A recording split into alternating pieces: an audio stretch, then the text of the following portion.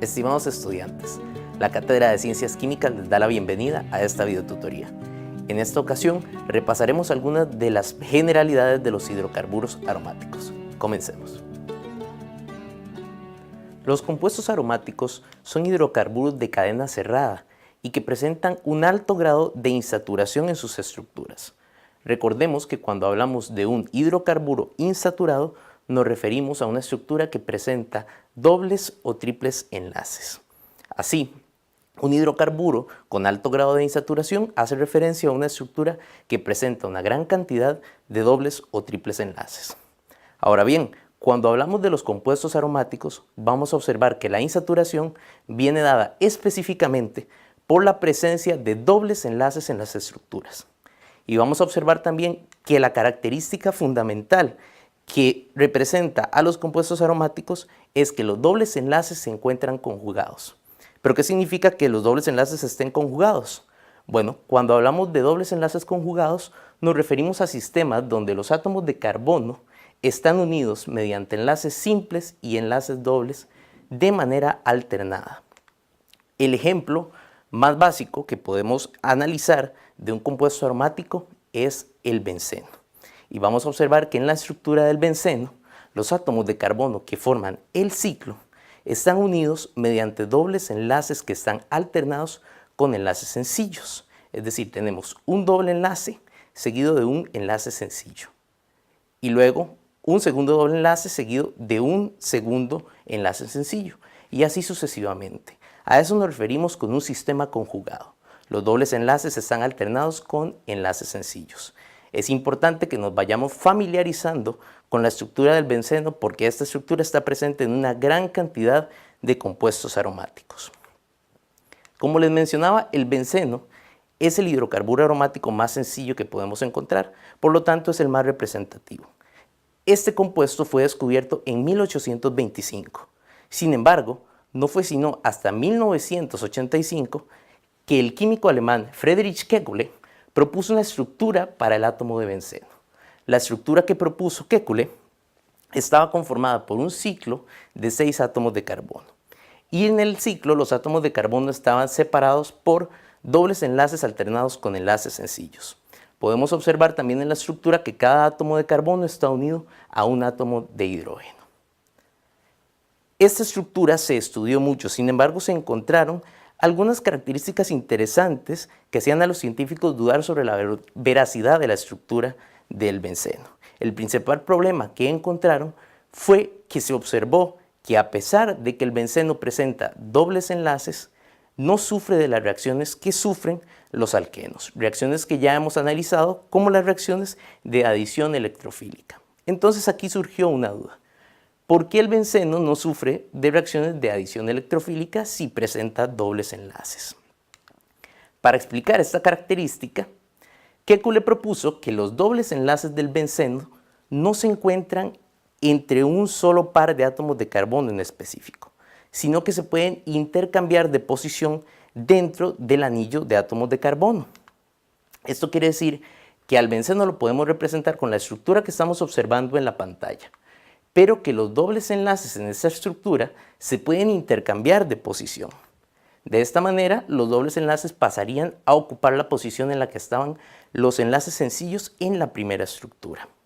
Vamos a analizar con un poco más de detalle qué es lo que está ocurriendo en este sistema y cómo el cambio en la posición de los dobles enlaces me puede explicar la reactividad del benceno.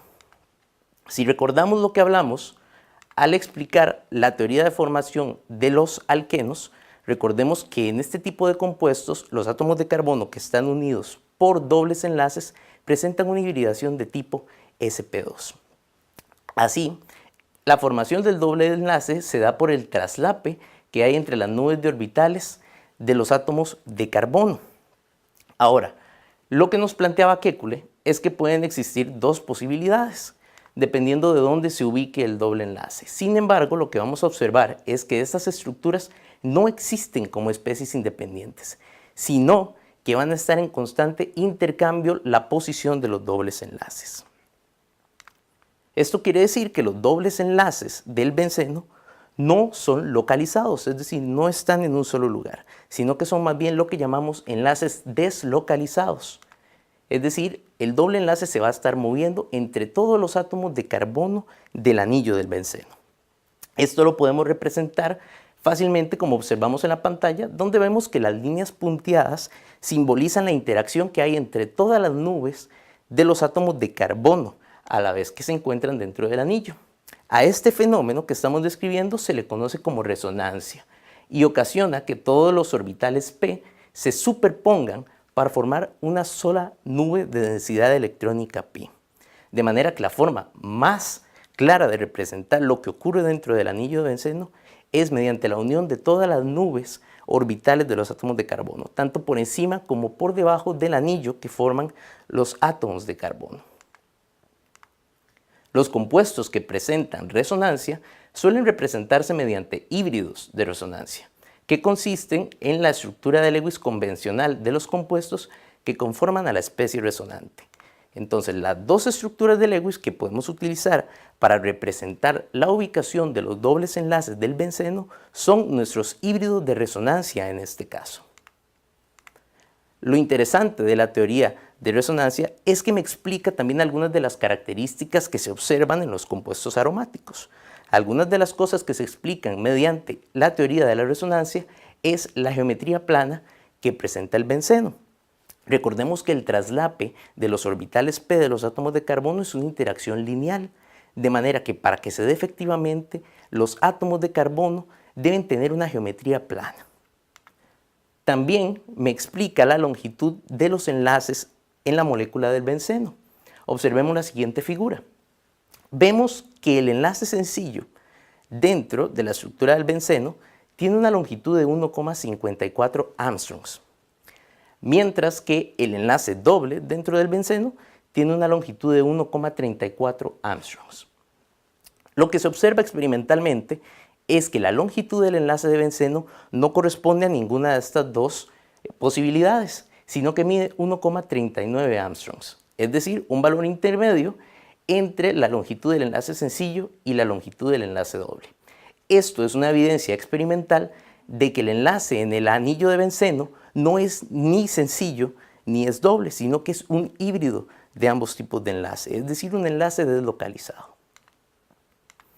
Además del benceno, existen otros hidrocarburos aromáticos. Por lo general, los hidrocarburos de este tipo van a presentar dentro de sus estructuras un anillo de benceno. Algunos ejemplos de este tipo de compuestos son el ácido benzoico o, por ejemplo, el tolueno. Pero también vamos a encontrar que hay compuestos aromáticos que no presentan anillos de benceno. Un ejemplo de este tipo de sustancias es el furaneol. Además, existen también hidrocarburos aromáticos policíclicos.